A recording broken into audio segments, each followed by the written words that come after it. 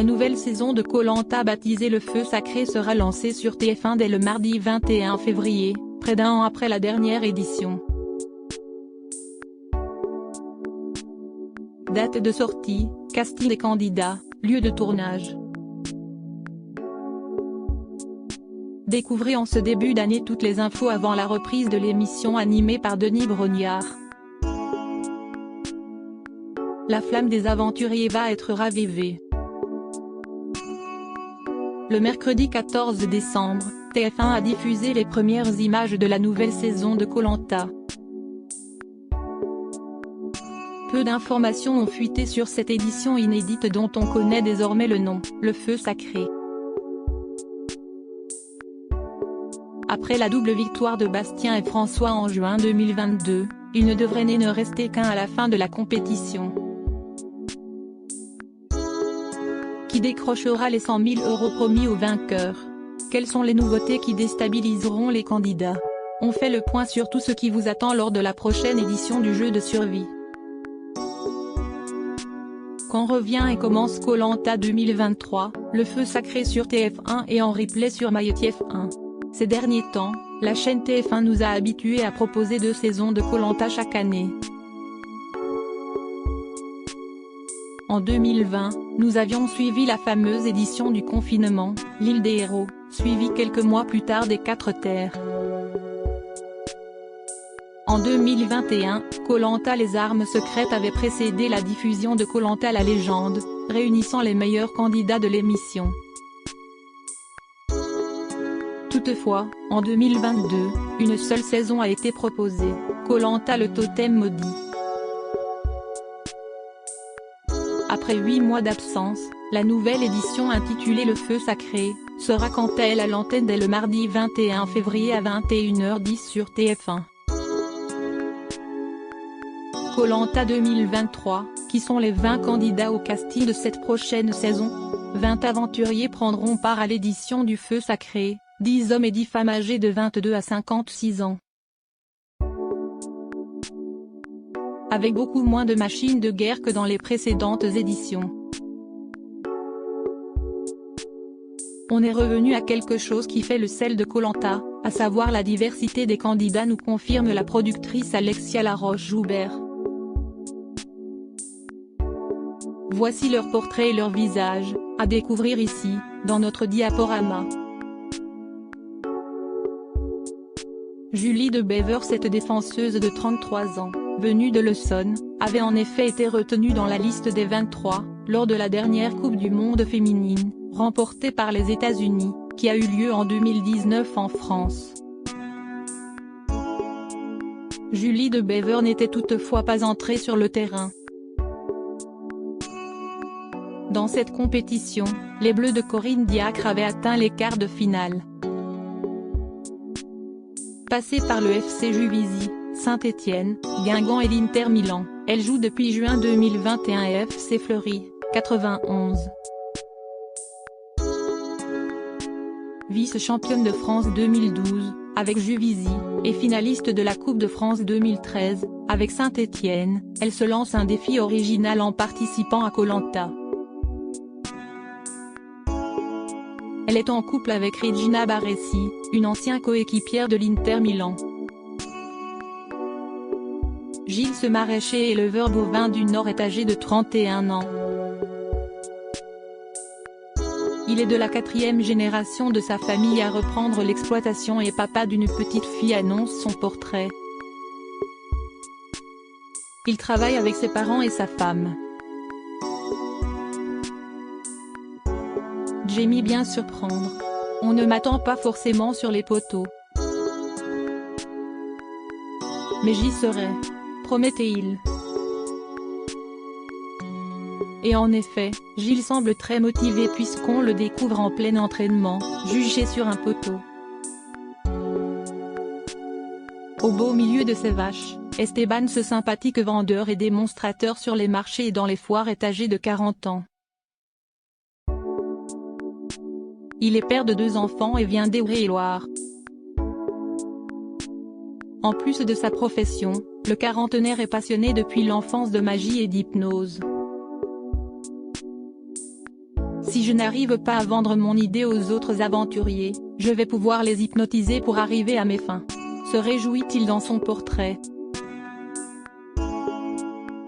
Quentin, ce charpentier de 26 ans vient de Moselle. Précoce, il a commencé à travailler à 17 ans, a acheté son appartement à 19 et est devenu père d'une petite Sacha, à 23. Quentin dévoile aussi un parti plus tragique de sa vie. Suite à un grave accident de moto, il a été placé 2 semaines dans le coma. Enfin, en 2020, Quentin a également été victime d'une terrible agression. Pendant que je déposais ma fille chez sa nourrice, un fou m'a planté un cutter dans le bas-ventre. Je suis un survivant, révèle-t-il. Emine, âgé de 56 ans, Emine est un Belge d'origine albanaise. Il est le doyen du feu sacré, doté d'une sacrée détermination puisque cela fait 20 ans qu'il s'inscrit pour tenter d'intégrer le casting de Koh-Lanta. Officiant à Bruxelles, il est directeur général opérationnel d'une société gérant des salles accueillant concerts, forums ou expositions. Emine a été entraîné par son fils avant de se lancer dans l'aventure. Elena, âgée de 27 ans, est l'une des 3 Belges de cette saison du feu sacré. Sportive depuis son plus jeune âge, elle a été gymnaste de haut niveau dans son pays natal. Diplômée d'un master en kinésithérapeute et réadaptation, elle est spécialisée dans la kinésithérapie du sport et est également coach sportive. La jeune femme a également été candidate de Ninja Warrior en 2021. Elodie, cette Belge, responsable marketing en jeux de société, est âgée de 35 ans.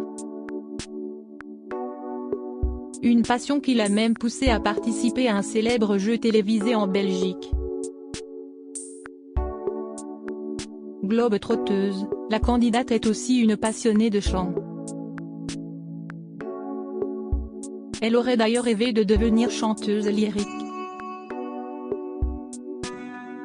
Un espoir brisé à 23 ans lorsqu'on lui a trouvé des polypes. En 2021, Elodie apprend qu'elle est atteinte d'un cancer du sein. Une épreuve qui l'a rendue plus forte que jamais. Nicolas, du haut de ses 43 ans, cet entrepreneur vient de Corse. Au début des années 2000, Nicolas a servi comme officier dans l'armée de terre avant de lancer, avec sa compagne Lisa, une société de conseil en pharmaceutique. Maître nageur à ses débuts, Nicolas pratique également la chasse sous-marine. Un profil taillé pour Koh-Lanta. Amateur d'art, il réalise des sculptures d'animaux avec des morceaux de bois trouvés sur la plage. Grace a 39 ans, Grace est technicienne en plasturgie dans l'Ain.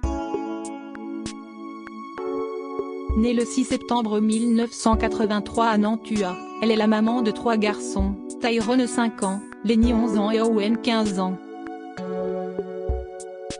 En 2012, Grace commence à pratiquer la boxe thaï, elle qui avait pourtant horreur de voir 2 boxeurs se donner des coups à la télévision auparavant. 4 ans plus tard, elle devient vice-championne de France, moins de 57 kg. Dans Koh-Lanta, Grace souhaite mettre un terme aux stéréotypes qui différencient les hommes et les femmes. J'en ai marre des clichés sur les mecs qui sont les plus forts, dit-elle dans son portrait. Anne-Sophie est âgée de 35 ans et la maman de 2 enfants. Originaire de Lunéville, à une trentaine de kilomètres à l'est de Nancy, la jeune femme s'illustre en tant que professeure de Zumba. Côté familial, Anne-Sophie a grandi avec 2 parents handicapés. Mon papa, je suis ses jambes et il est mon carburant, confie-t-elle en interview pour TF1. Le sport, siestique toute la vie d'Anne-Sophie. En 2017, Elle se blesse au membre inférieur suite à une trop grosse dose de footing quotidien. Une épreuve qui ne l'empêche pas d'enchaîner ensuite les courses en vélo, à pied, ou les sessions de natation. Martin ce fromager venu de Suisse est âgé de 30 ans. Il a totalement changé de voie en 2018 puisqu'auparavant, l'aventurier était trader en salle des marchés avant de tout plaquer pour réaliser son rêve d'enfant. Diplômé de l'école hôtelière de Lausanne, il a depuis ouvert 3 commerces. Passionné de grands espaces, Martin s'est donc lancé un nouveau défi en s'inscrivant à Koh Lanta, le feu sacré. Il y a quelques jours, la production de l'émission a annoncé que le jeune était devenu papa. Tania dans son portrait, Tania, 22 ans, a une drôle de façon de se présenter. Je suis diététicienne nutritionniste, j'habite en région parisienne et je suis célibataire, lance-t-elle dans un grand éclat de rire. La candidate a commencé le tennis à ses 5 ans et le pratique en compétition depuis 16 ans. Toute sa vie est orientée vers le sport, notamment ses études puisqu'elle a obtenu une licence STAPS en option entraînement sportif. L'origine de cette passion ? L'histoire de sa maman, joueuse professionnelle de handball. Rudy, 41 ans, exerce le métier de conducteur de métro depuis 2007 et vit dans le Val-de-Marne. Il est le papa célibataire de 2 jeunes filles. On a déjà pu voir Rudy dans un programme de télévision. Il est en effet apparu dans The Home Day sur l'équipe. Et ce n'est pas sa seule expérience télévisuelle. Certains matins, on a pu le voir dans Gym Direct sur C8. Passionné de boxe, il pratique et enseigne le kickboxing. En février 2022, il devient le champion d'Île-de-France de kick light dans la catégorie vétéran dans la section moins de 84 kg. Frédéric, âgé de 33 ans, vit dans les Hauts-de-Seine et exerce le métier de directeur commercial dans une société de conseil. Il vit avec sa fiancée Marine, directrice artistique dans une agence de stratégie de design de marque. Ensemble, ils passent beaucoup de temps à jouer. J'adore tout ce qui est jeux de société. On adore faire des escape games et tout ce qui est jeu d'adresse, prévient-il dans son portrait. Dernièrement, il s'est lancé un nouveau défi, créer sa propre entreprise et ouvrir son propre bar à cocktails. Alexandre, 34 ans, habite près de Rouen et exerce le métier de chef de pôle magasin dans l'automobile. Côté vie privée, il est le papa d'un petit garçon né en 2018 et d'une petite fille née en juin 2022. Alexandre n'est pas un grand sportif, il n'a pas non plus fait de grandes études, mais il sait se servir de sa tête. À 17 ans, il arrête l'école. Sur Koh Lanta, il mettra le jeu au cœur de son aventure. Je veux voir ce que donnent mes stratégies, ma façon de manipuler les gens, prévient-il. Christine âgée de 49 ans, Christine vit en Gironde. Elle est la maman de 4 enfants âgés de 21 à 30 ans et bientôt 7 petits-enfants. Il y a moins de 10 ans, elle s'est reconvertie professionnellement pour devenir éducatrice pour chiens. Son plus grand palmarès reste sa première place obtenue dans la catégorie féminine du marathon de Sauternes en seulement 3 heures et 5 minutes. Au total, elle a remporté pas moins de 6 marathons. Koh Lanta devrait être un défi à sa taille. Laura, 32 ans, est sereine et déterminée.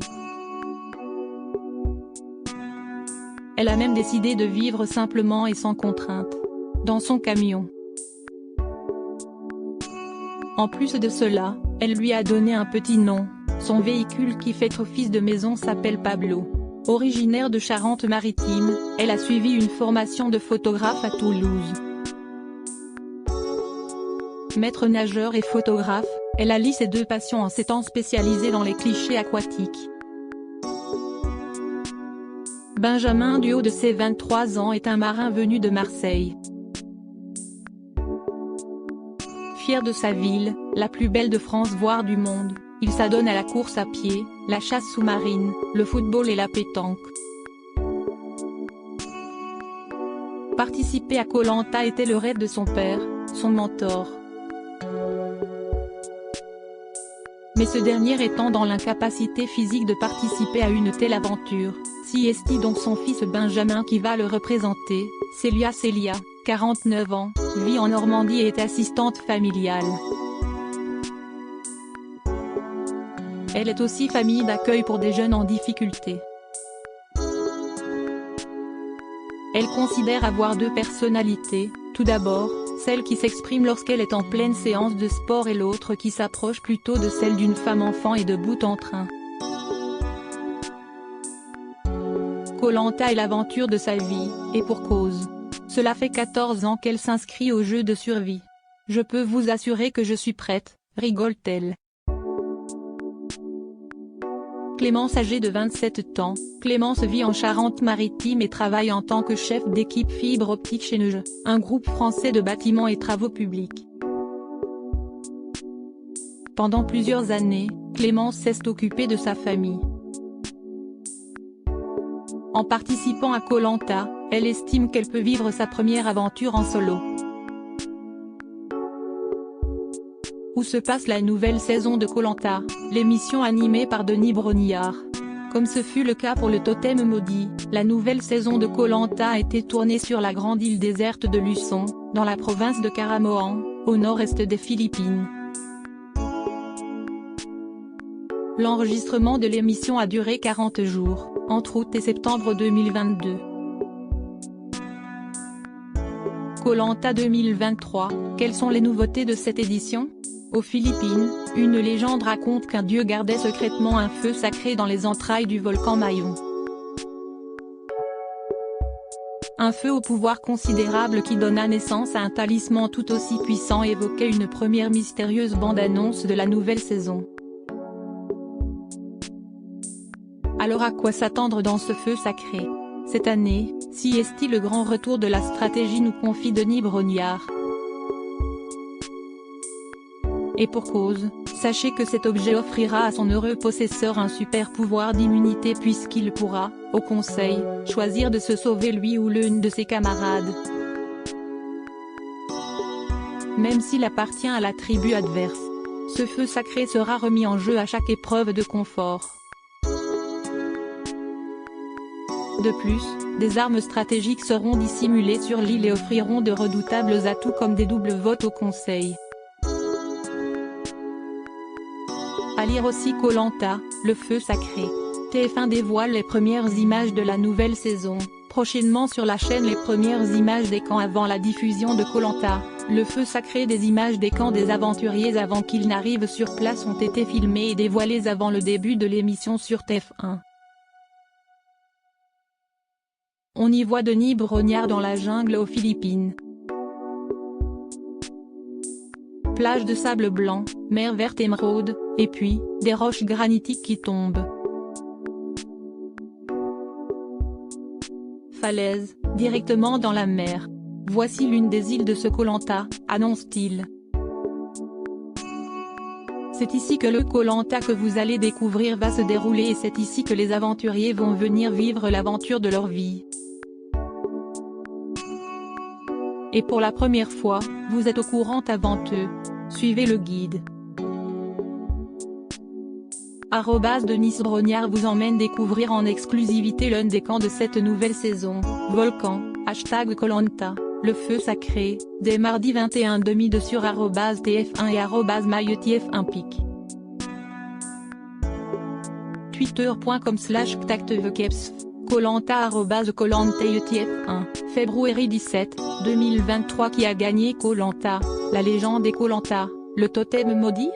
Souvenez-vous.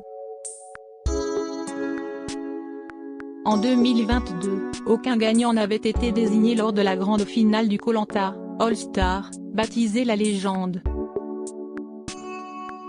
Des soupçons de tricherie ont privé Claude Dartois de victoire.